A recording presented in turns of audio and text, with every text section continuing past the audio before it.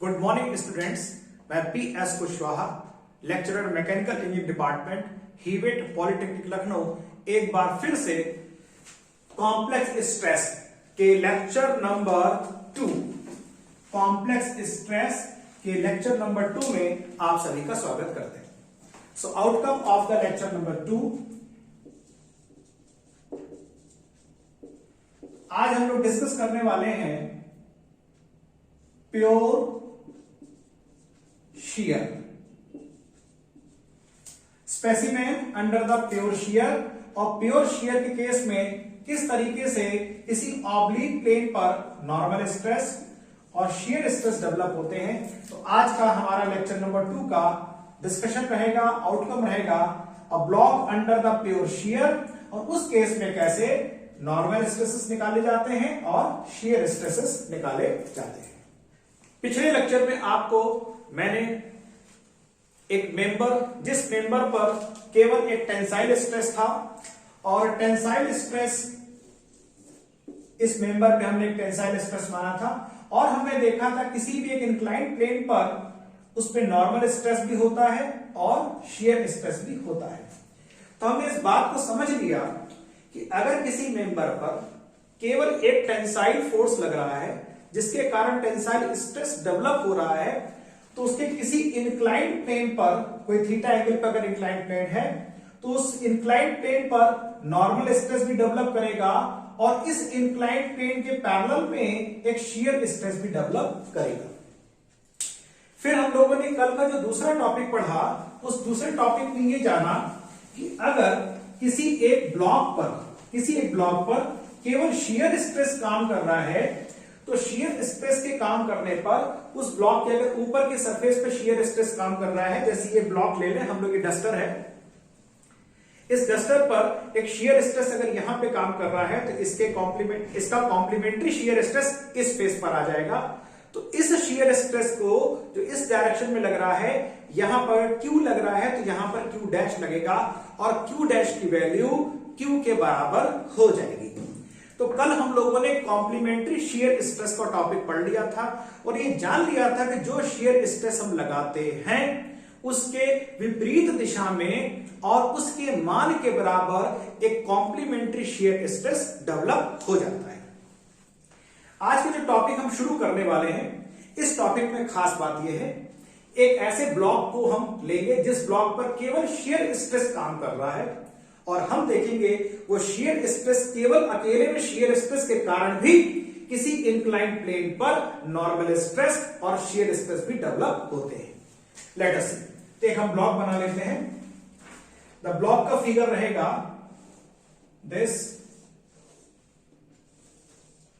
And this is M, Q and P and N। ये block है M, Q, P, N। इस block पर केवल शियर स्ट्रेस काम कर रहे हैं। So this is the shear stress acting on this plane MQ, QXY, and this shear stress, और अगर ये शियर स्ट्रेस यहां पे काम कर रहा है तो इसका कॉम्प्लीमेंट्री शियर स्ट्रेस आ जाएगा अगेन QXY। ये अगर QXY आप लगा रहे हैं, सपोज करिए ये आप अप्लाई कर रहे हैं, तो ये वाला शियर स्ट्रेस कौन सा हो जाएगा? कॉम्प्लीमेंट्री, जिसके बारे में हम लोगों ने कल पढ़ाई करी थी। और ये हम लोगों ने जान लिया था कि अप्लाइड शियर स्ट्रेस की वैल्यू, कॉम्प्लीमेंट्री शियर स्ट्रेस दोनों आपस में बराबर होते हैं। तो अब इसको यहां से हटा देते हैं, इसकी आवश्यकता नहीं है, आप इस कॉन्सेप्ट को अच्छे से समझ चुके हैं। So this is a shear stress XY plane पर चूंकि ब्लॉक है इसलिए इसको हम XY कह देंगे, and this XY shear stress is acting on this block plane MQ। तो ये जो ब्लॉक हमने लिया है, ब्लॉक MQ, P, N, इसकी जो थिकनेस है, थिकनेस इज यूनिटी। इसकी जो थिकनेस हमने ली है यूनिटी स्टैंड्स फॉर 1, यानी इसकी थिकनेस इस व्हाइट बोर्ड के प्लेट के परपेंडिकुलर है, राइट। अगर हमें ऊपर की सरफेस का एरिया चाहिए होगा तो लेंथ हो जाएगी MQ और ये वाली सरफेस हो जाएगी 1, तो एरिया हो जाएगा MQ इंटू 1, बिकॉज इसकी जो गहराई है, गहराई का मान इकाई है। यहां पर एक हमने प्लेन मान लिया, let this is a plane, this is a plane, ये एक प्लेन है एंड दिस प्लेन इज से AA, ये प्लेन हमने यहां पे काट दिया AA प्लेन।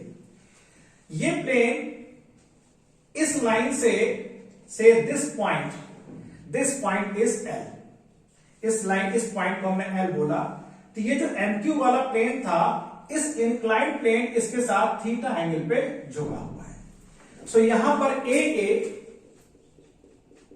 एक ऑब्लिक प्लेन हो गया, ऑब्लिक प्लेन हो गया, इंक्लाइंड एट, ये सारी चीजें आप नोट्स में अपने बनाते जाइए, उसमें नोट बनाते रहिएगा। जितना आप बढ़िया से नोट्स बना लेंगे, आगे आपको बोर्ड के एग्जामिनेशन में और आगे कॉम्पिटिटिव एग्जामिनेशन में इन नोट्स से आपको बहुत हेल्प मिलने वाली है। Inclined at theta angle, so theta angle पर ये एक इंक्लाइंड प्लेन हमने बना दिया है जो यहां से थीटा एंगल पे झुका हुआ है। नाउ इस पर एक हम अगर परपेंडिकुलर डाल दें, दिस इज अ परपेंडिकुलर, तो ये एंगल भी यहां पर थीटा हो जाएगा।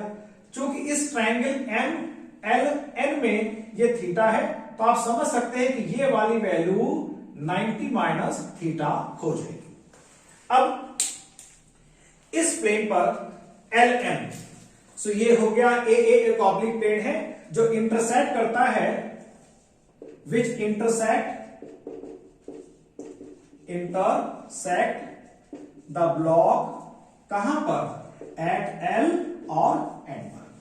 तो अब सारा कंसिडरेशन हमारा रहेगा इस इंक्लाइंड प्लेन जो कि L से शुरू होके N कोने पर समाप्त हो रहा है। मान लीजिए इस इंक्लाइंड प्लेन पर एक नॉर्मल फोर्स काम कर रहा है and this normal force is Fn, यहां पर एक नॉर्मल फोर्स काम कर रहा है and this normal force is Fn, और इस पर एक शियर स्ट्रेस काम कर रहा है and this shear stress is Q। So Fn and Q, इनके बारे में लिख लेते हैं क्या क्या चीजें हैं। Fn is normal stress on Ln and Q is shear stress on, ये ऑन होगा, shear stress on Ln। So Ln पर नॉर्मल स्ट्रेस Fn काम कर रहा है, इस पर एक shear स्ट्रेस काम कर रहा है Q, और अब हम निकालेंगे कि Fn का मान कितना होगा और Q का मान कितना होगा। सो ये हमने मान ही लिया है कि इस ब्लॉक की गहराई इकाई है, और चूंकि ये ब्लॉक साम्यावस्था में है तो फिर इसके मान को हम रिजॉल्व करेंगे। इसके लिए इन सारे फोर्सेस को अब हम रिजॉल्व करने वाले हैं और इसको हम डेवलप करेंगे। So we shall be developing the Fn, और Fn के लिए हम रिजोल्यूशन मेथड अप्लाई करेंगे। कैसे होता है resolution method? Now resolving for Fn, अब हम Fn के लिए रिजॉल्व करेंगे। सो Fn इंटू किस पे लग रहा है, Ln इज इक्वल टू, आप कहेंगे ये क्या लिखा आपने? बच्चों ये फोर्स है, दिस इज, ये बल है। बल कैसे? स्ट्रेस इंटू क्षेत्रफल। तो हमने इस सरफेस Ln की लंबाई ले ली और इसकी गहराई है इकाई, तो ये हो गया एरिया, ये हो गया स्ट्रेस, हो गया ये एक फोर्स यानी कि बल। तो ये जो वन वाली बात है यूनिटी वाली है, हर जगह लिखेंगे नहीं। अब आप इसको समझ गए हैं तो एक बार आपको समझ में आ गया। सो अब इसको कौन कौन इसको बैलेंस कर सकता है?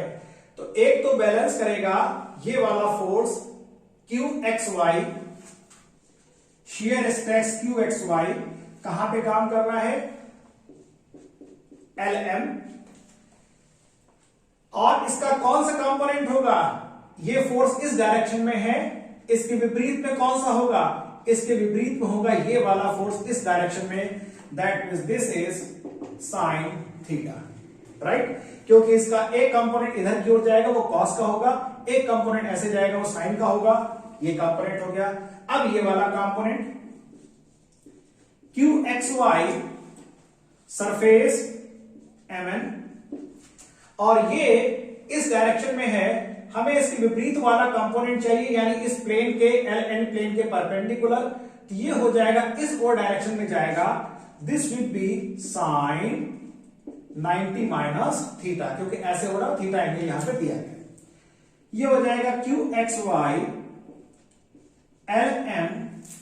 ln को यहां ले आते हैं, तो दिस इज ln, ये हो गया sine theta plus Q x y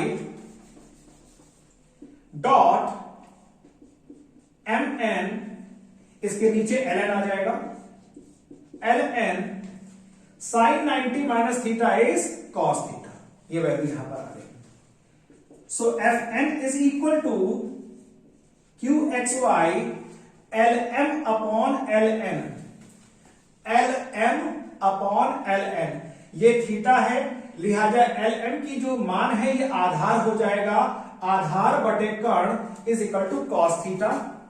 so this is cos theta sine theta q x y mn upon ln, ये अगर थीटा है तो थीटा के सामने वाली भुजा लंब हो जाती है, तो ये हो जाएगा लंब बटे कर्ण। So this is sine theta and this is cos theta. So अब आप यहां पे देख सकते हैं q x Y sine theta cos theta plus Q x Y sine theta cos theta, therefore fn is equal to Q x y. So q x y 2 को हम यहां लिखेंगे, आप समझ रहे होंगे 2 को यहां पर क्यों लिखा जा रहा है, and this is a formula of sine 2 theta, therefore fn is equal to Q x Y sine 2 theta.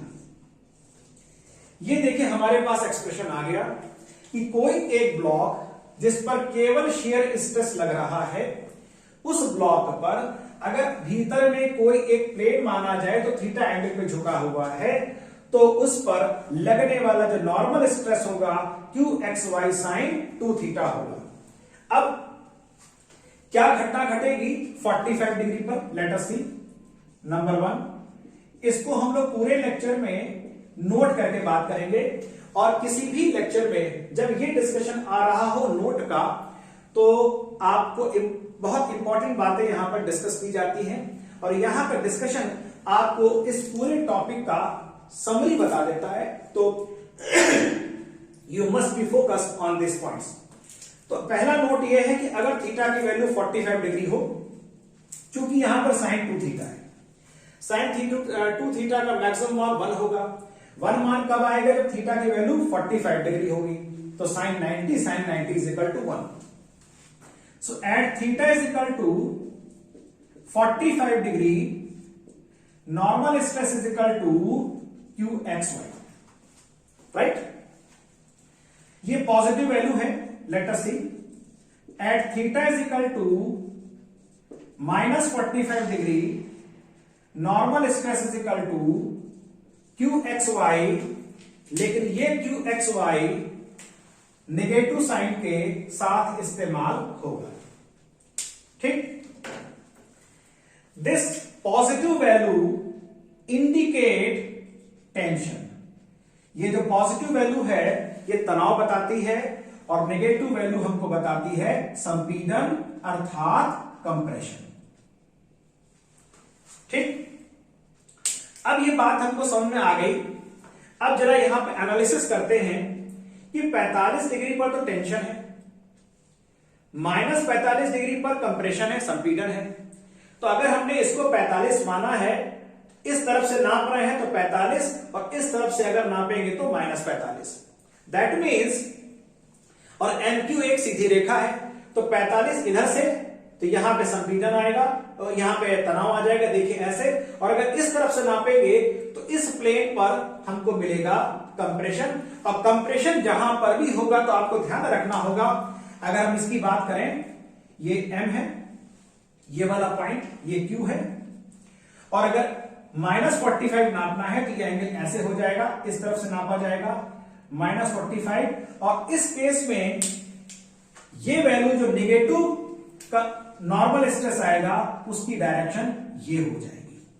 तो ध्यान रखिएगा, अगर किसी प्लेन पर नॉर्मल स्ट्रेस उस प्लेन के परपेंडिकुलर बाहर की ओर जा रहा है तो वो हमेशा तनाव का संकेत बताता है, और अगर उसकी डायरेक्शन उस प्लेन के भीतर जा रही है तो वो नॉर्मल स्ट्रेस होगा, तो यहां पे परपेंडिकुलर, लेकिन तब ये संपीड़न का कहलाएगा।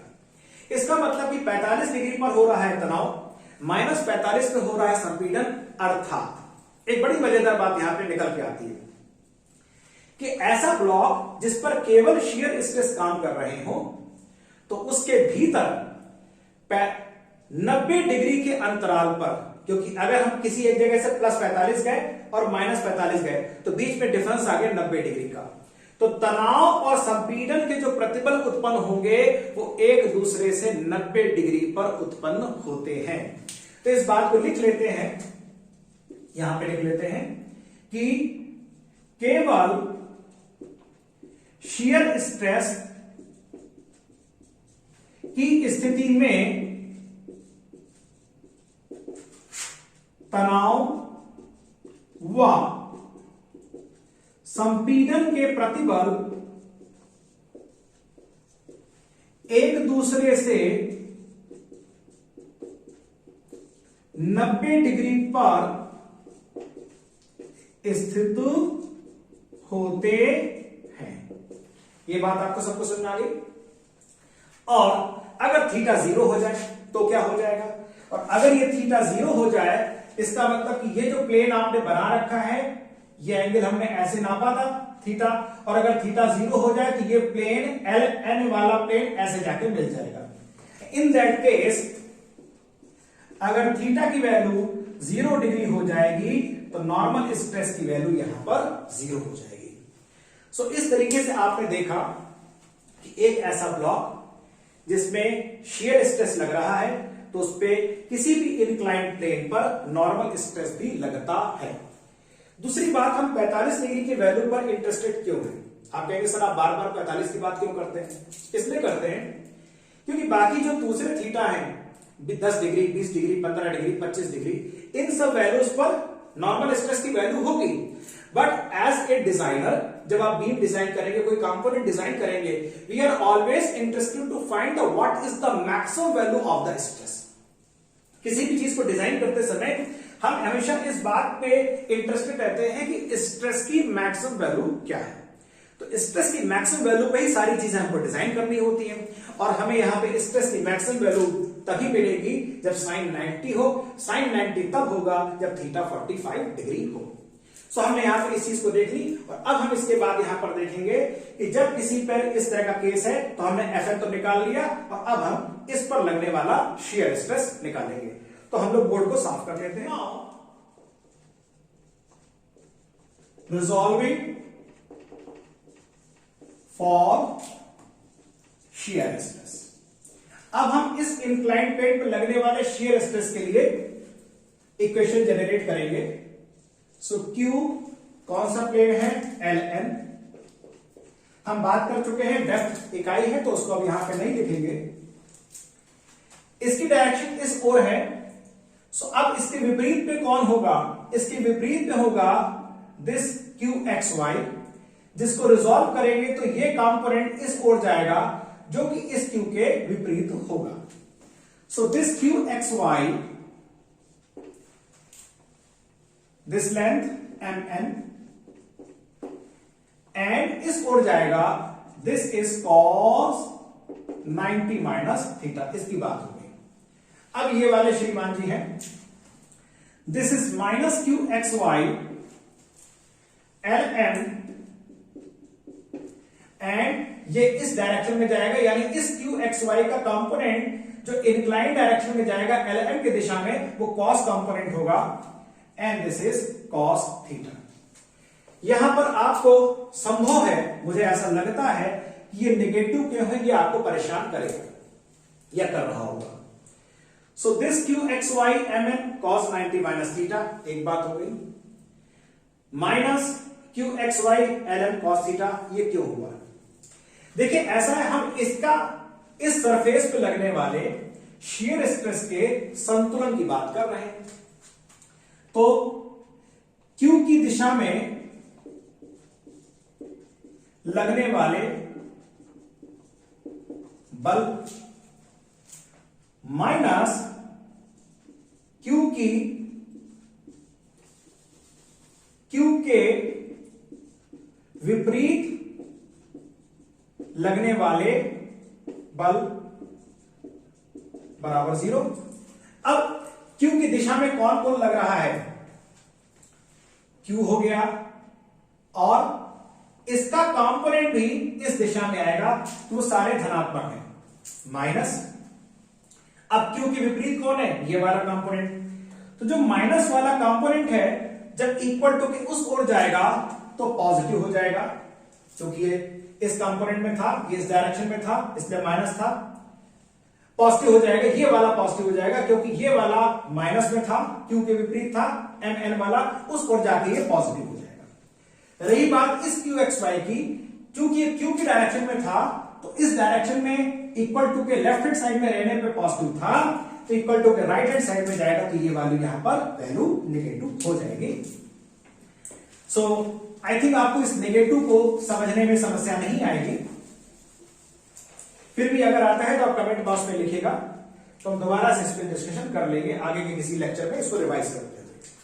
अब Q is equal to Q x Y M N upon L N cos 90 minus theta is sine theta minus Q x Y L M upon L N, ये नीचे आ जाएगा जब, and this is cos theta, ये cos theta.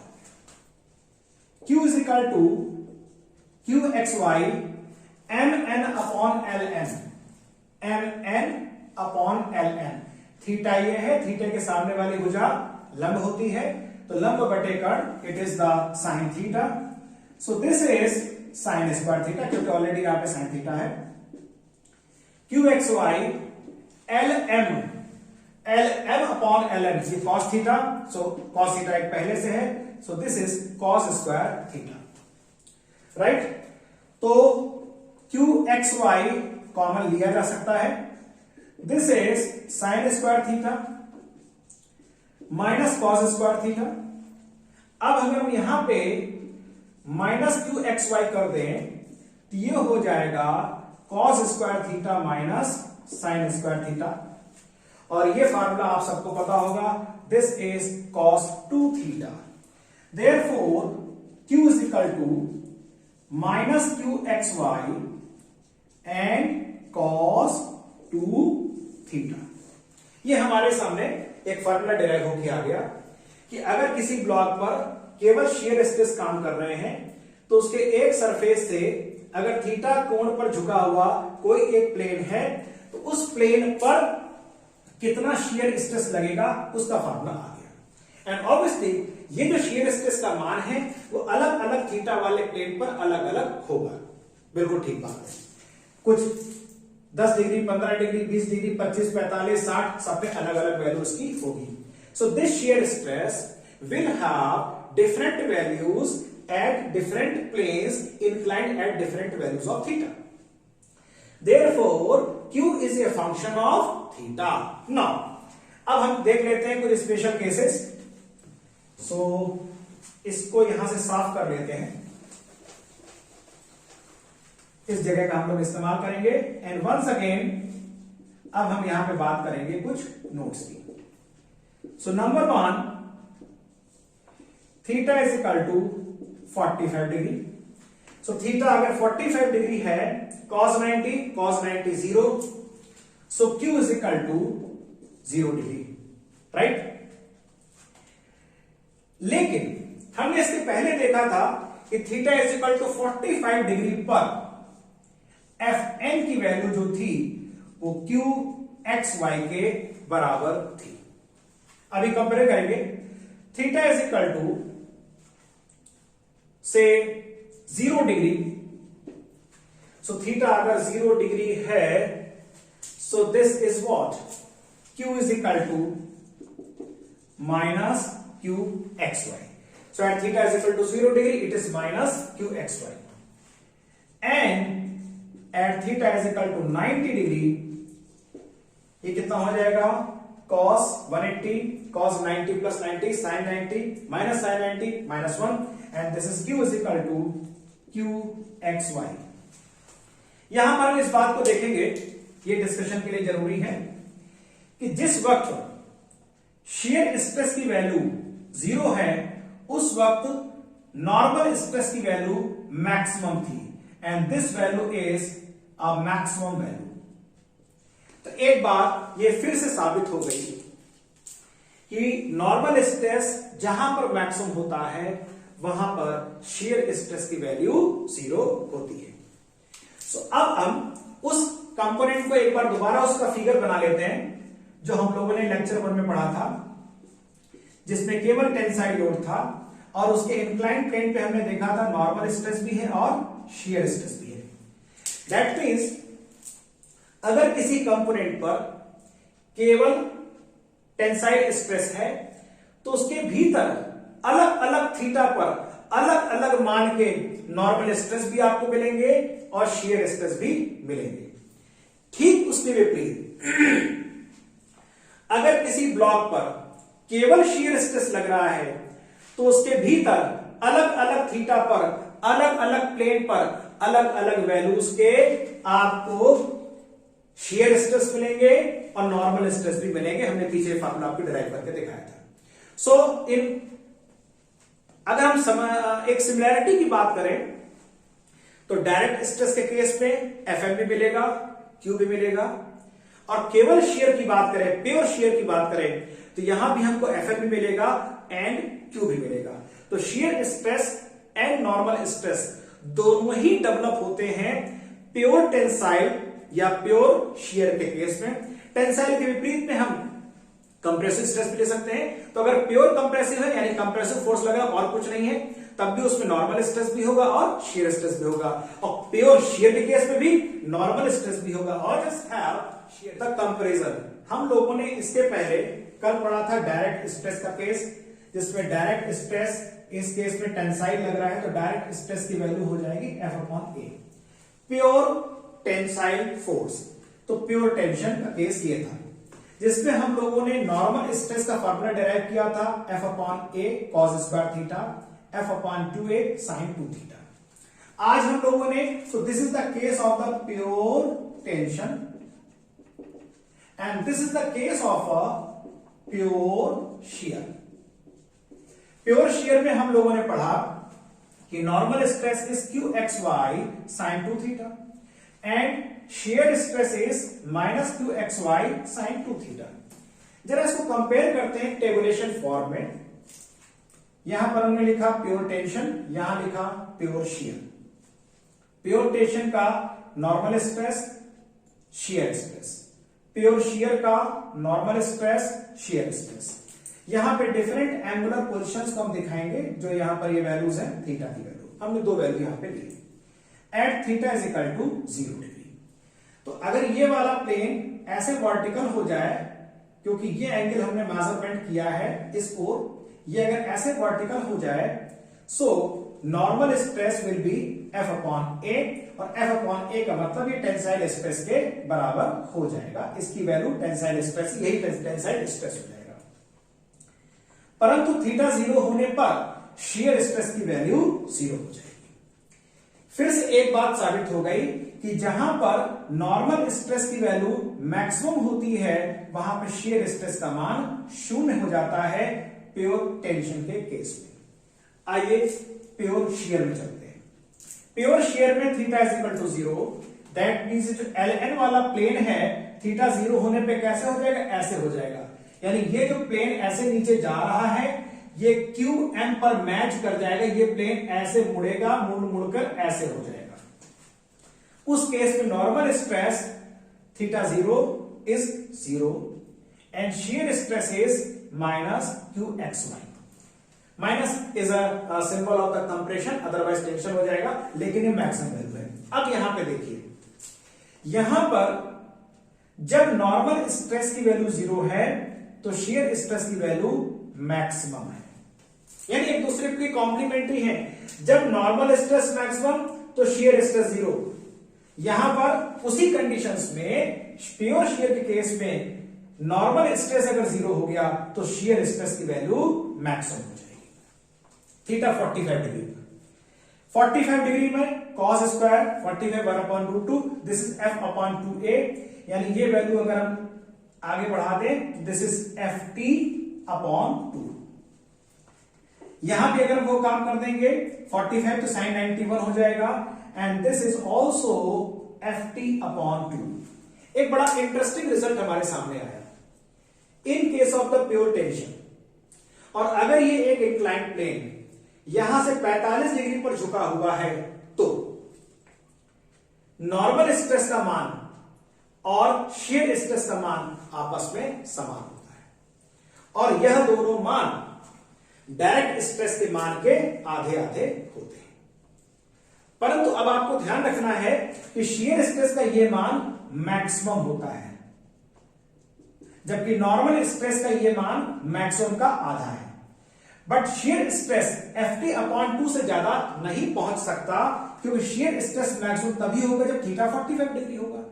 तो कल जो हमने डिस्कशन कर रहे थे कि मान लीजिए मार्केट से आप एक स्टील लेके आए, स्टील का टेंसाइल स्ट्रेंथ आप लेके आए और टेंसाइल स्ट्रेंथ उसकी सपोज करिए 120 न्यूटन पर मिलीमीटर स्क्वायर है। आप एक मार्केट से स्टील लेके आए किसी काम के लिए, आपको कुछ कंपोनेंट बनाने और उसकी टेंसाइल स्ट्रेंथ कितनी है, उसकी शियर स्ट्रेंथ आप जो लेके आए सपोज करिए उसकी शियर स्ट्रेंथ 50 न्यूटन पर मिलीमीटर स्क्वायर है। अब आपने इसको डिजाइन किया और इसके कंपोनेंट बना दीजिए। कल के डिस्कशन के बाद मैं आपसे जानना चाहूंगा, जरा ये बताइए कि क्या ये उपयुक्त है, क्या आप इस कंपोनेंट से, इस मटेरियल से जो कंपोनेंट बनाएंगे वो कंपोनेंट आगे काम कर पाएंगे, वो आगे फेल तो नहीं हो जाएंगे, आपका पूरा का पूरा प्रोडक्शन खराब तो नहीं हो जाएगा। जरा सोच लीजिए 2 मिनट, तब मैं इसका आंसर करता हूं। इस पे समय ले लीजिएगा, आप वीडियो को पॉज कर लीजिए और जरा इस पे विचार कर लीजिए। आप मार्केट से ये स्टील खरीद के लाए, उसकी टेंसाइल स्ट्रेंथ 120 न्यूटन पर मिलीमीटर स्क्वायर है, उसकी शियर स्ट्रेंथ 50 न्यूटन पर मिलीमीटर स्क्वायर है। क्या इसको लेकर आपको आगे बढ़ना चाहिए? लेट अस सी। टेंसाइल स्ट्रेंथ 120 और आपको 120 तक लगाना है। अभी हम फैक्टर ऑफ सेफ्टी की बात नहीं कर रहे हैं, तो 120 तक आपका कंपोनेंट लोड ले सकता है, तो ये ओके है। परंतु जब आपने 120 का लोड लगा दिया, उस वक्त 45 डिग्री पर जो प्लेन होगा वहां पर जो लोड जनरेट होगा, वहां पर जो स्ट्रेस जनरेट होगा वो 120 का आधा जनरेट हो जाएगा। यानी एक्चुअल में 120 टेंसाइल लोड लगाने पर, टेंसाइल स्ट्रेंथ जनरेट करने पर, उतना स्ट्रेस देने पर जो शियर स्ट्रेस एक्चुअल आएगा वो 120/2 यानी कि 60 न्यूटन पर मिलीमीटर स्क्वायर आ जाएगा। और आप जो स्टील लेकर आए हैं वो स्टील, उसकी शियर स्ट्रेंथ है 50 न्यूटन पर मिलीमीटर स्क्वायर, जबकि मटेरियल में शियर स्ट्रेस डेवलप हो गया है 60 न्यूटन पर millimetre square and your material will fail under the practical circumstances.